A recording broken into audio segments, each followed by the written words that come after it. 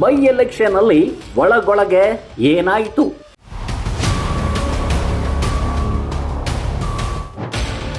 ಕಮಲ ಯಾಕೆ ಅರಳಲಿಲ್ಲ?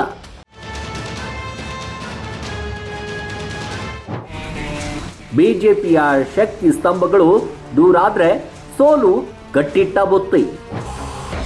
ಈಶ್ವರಪ್ಪ ಯತ್ನಾಳ್ ಬಿಜೆಪಿಗೆ ಅನಿವಾರ್ಯತೆ. ಹಿರಿಯರ ಶಾಪ ಬಿಜೆಪಿಗೆ ಸೋಲಿನ ತಾಪ.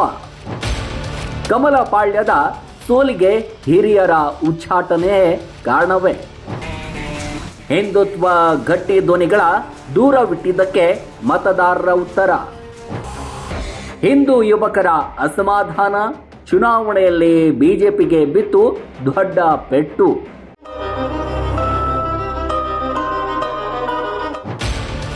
2028ರಲ್ಲಿ ಬಿಜೆಪಿ ಅಧಿಕಾರಕ್ಕೆ ಬರಬೇಕೆ? ಹಾಗಾದ್ರೆ ಈ ಇಬ್ಬರು ನಾಯಕರು ಪಕ್ಷಕ್ಕೆ ಮರಳಲೇಬೇಕು. ಒಬ್ಬರು ಕುರುಬ ಸಮುದಾಯದ ದೈತ್ಯ ಶಕ್ತಿ, ಇನ್ನೊಬ್ಬರು ಪಂಚಮ ಸಾಲಿಯ ಕೇಚು. ಇವರಿಲ್ಲದೆ ಬಿಜೆಪಿಗೆ ಗೆಲುವು ಸಾಧ್ಯವೇ?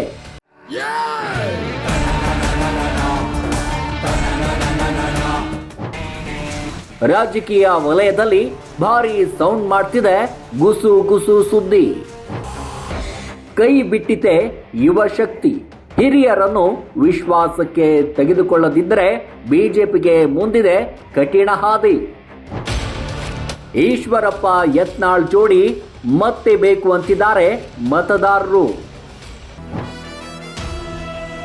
ಕರ್ನಾಟಕ ರಾಜ್ಯದಲ್ಲಿ ಕೆಎಸ್ ಈಶ್ವರಪ್ಪ ಎನ್ನುವ ಹೆಸರು ಕೇವಲ ಒಬ್ಬ ವ್ಯಕ್ತಿಯದಲ್ಲ.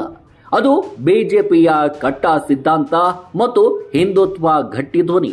ಅಂದು ಶಿಕಾರಿಪುರದ ಯಡಿಯೂರಪ್ಪ ಹಾಗೂ ಶಿವಮೊಗ್ಗದ ಈಶ್ವರಪ್ಪ ಜೋಡಿ ಸೇರಿ ಹಗಲಿರುಳು ಶ್ರಮಿಸಿದ ಫಲವಾಗಿ ಇಂದು ರಾಜ್ಯದಲ್ಲಿ ಬಿಜೆಪಿ ಹೆಮ್ಮರವಾಗಿ ಬೆಳೆದು ನಿಂತಿದೆ. ಸಂಘಟನೆಯ ಚತುರ, ಕುರುಬ ಸಮುದಾಯದ ಪ್ರಶ್ನಾತೀತ ನಾಯಕ ಮತ್ತು ಕಾರ್ಯಕರ್ತರ ಪಾಲಿನ ಹಿರಿಯಣ್ಣ ಈಶ್ವರಪ್ಪ ಅವರು ಪಕ್ಷದ ಏಳು ಬೀಳುಗಳಲ್ಲಿ ಸದಾ ಮುಂಚೂಣಿಯಲ್ಲಿದ್ದವರು. ಇತ್ತೀಚಿನ ಚುನಾವಣೆಯ ಫಲಿತಾಂಶದ ಬೆನ್ನಲ್ಲೇ ರಾಜಕೀಯ ವಲಯದಲ್ಲಿ ಒಂದು ಮಾತು ಭಾರಿ ಸೌಂಡ್ ಮಾಡ್ತಿದೆ. ಅದೇನಂತಂದ್ರೆ ಬಿಜೆಪಿ ತನ್ನ ಸಿದ್ಧಾಂತದ ಅಡಿಪಾಯದಂತಿರುವ ಹಿರಿಯರನ್ನು ಕಡೆಗಣಿಸಿದ್ದಕ್ಕೆ ಸೋಲನ್ನು ಅನುಭವಿಸಬೇಕಾಯಿತು.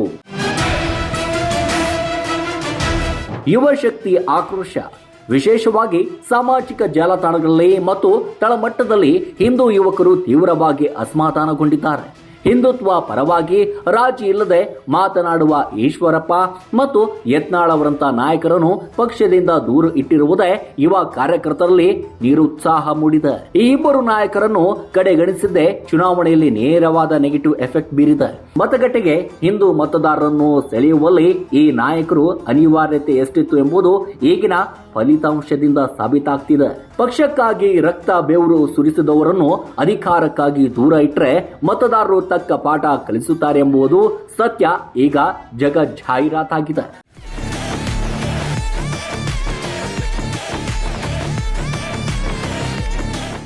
ಇನ್ನೊಂದೆಡೆ ಬಸವನಗೌಡ ಪಾಟೀಲ್ ಯತ್ನಾಳ್ ಅಂತಂದ್ರೆ ಅದೊಂದು ಸಂಚಲನ. ಉತ್ತರ ಕರ್ನಾಟಕದ ಪ್ರಭಾವಿ ಪಂಚಮಸಾಲಿ ಸಮುದಾಯದ ಅತಿ ದೊಡ್ಡ ನಾಯಕ. ಅವರ ಮಾತುಗಳಲ್ಲಿ ಕಿಚ್ಚಿದೆ, ನೇರ ನುಡಿ ಇದೆ. ಯತ್ನಾಳ್ ಅವರನ್ನು ವಿಶ್ವಾಸಕ್ಕೆ ತೆಗೆದುಕೊಳ್ಳದೆ ಹೋದ್ರೆ ಬಿಜೆಪಿ ಉತ್ತರ ಕರ್ನಾಟಕದ ಭದ್ರಕೋಟೆಯನ್ನ ಕಳೆದುಕೊಳ್ಳುವ ಭೀತಿಯಲ್ಲಿದೆ. ಇನ್ನೊಬ್ರು ಲಿಂಗಾಯತ ಸಮುದಾಯದ ಫೈರ್ ಬ್ರ್ಯಾಂಡ್. ಇಬ್ಬರು ನಾಯಕರು ಹೊರಗಿಡುವುದೆಂದ್ರೆ ಬಿಜೆಪಿ ಅಡಿಪಾಯಕ್ಕೆ ತಾನೇ ಕೊಡಲಿ ಪೆಟ್ಟು ಹಾಕಿಕೊಂಡಂತೆ.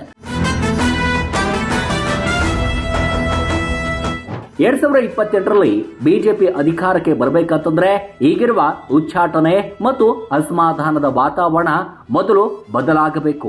ಕೆಎಸ್ ಈಶ್ವರಪ್ಪ ಅವರು ತಕ್ಷಣವೇ ಪಕ್ಷದ ಮುಖ್ಯವಾಹಿನಿಗೆ ತೆರಳಬೇಕು. ಅಸಮಾಧಾನಗೊಂಡಿರುವ ಹಿಂದೂ ಯುವಕರನ್ನು ಮತ್ತೆ ಸಕ್ರಿಯಗೊಳಿಸಲು ಈ ಧೀಮಂತ ನಾಯಕರ ಉಪಸ್ಥಿತಿ ಅತಿ ಅಗತ್ಯ. ಈ ಇಬ್ಬರು ನಾಯಕರಿಗೆ ಸೂಕ್ತ ಸ್ಥಾನಮಾನ ನೀಡಿ ಅವರ ಅನುಭವವನ್ನು ಪಕ್ಷದ ಸಂಘಟನೆಗೆ ಬಳಸಿಕೊಳ್ಳಬೇಕು. ಬಿಜೆಪಿಯನ್ನು ಶೂನ್ಯದಿಂದ ಈ ಮಟ್ಟಕ್ಕೆ ಬೆಳೆಸಿದ ಕೆಎಸ್ ಈಶ್ವರಪ್ಪ ಅವರಂತಹ ಹಿರಿಯರನ್ನು ಮತ್ತು ಯತ್ನಾಳ್ ಅವರಂತಹ ಪ್ರಭಾವಿಗಳನ್ನ ಹೊರಗಿಟ್ಟು ರಾಜಕೀಯ ಮಾಡೋದು ಆತ್ಮಹತ್ಯಾಕಾರಿ ನಿರ್ಧಾರ. ಈ ಇಬ್ಬರು ನಾಯಕರು ಮುಂಚೂಣಿಯಲ್ಲಿದ್ದರೆ ಮಾತ್ರ ಹಿಂದೂ ಯುವಕರಲ್ಲಿ ಮತ್ತು ಕಾರ್ಯಕರ್ತರಲ್ಲಿ ಹೊಸ ಚೈತನ್ಯ ಬರುತ್ತದೆ. ಒಂದು ವೇಳೆ ಹಿರಿಯರನ್ನು ವಿಶ್ವಾಸಕ್ಕೆ ತೆಗೆದುಕೊಳ್ಳದೆ ಹೀಗೆ ನಡೆದುಕೊಂಡು ಹೋದ್ರೆ ಮುಂದಿನ ದಿನಗಳಲ್ಲಿ ಬಿಜೆಪಿ ಪಕ್ಕ ಸೋಲುತ್ತದೆ ಎನ್ನುವುದರಲ್ಲಿ ಯಾವುದೇ ಸಂಶಯವಿಲ್ಲ. ಇದು ನಾವು ಹೇಳ್ತಾ ಇರುವುದಿಲ್ಲ, ರಾಜಕೀಯ ವಿಶ್ಲೇಷಕರು ಹಾಗೂ ಜನಾಭಿಪ್ರಾಯವಾಗಿದೆ.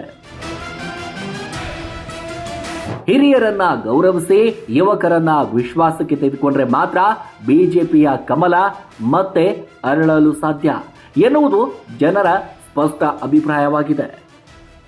ವಿಶ್ವ ಪ್ರಕಾಶ್ ಟಿ ಮಲ್ಗೋಂಡ್, ಬ್ಯೂರೋ ರಿಪೋರ್ಟ್, ಅಪರಾಧಕ್ಕೆ ಸವಾಲು ಡಿಜಿಟಲ್.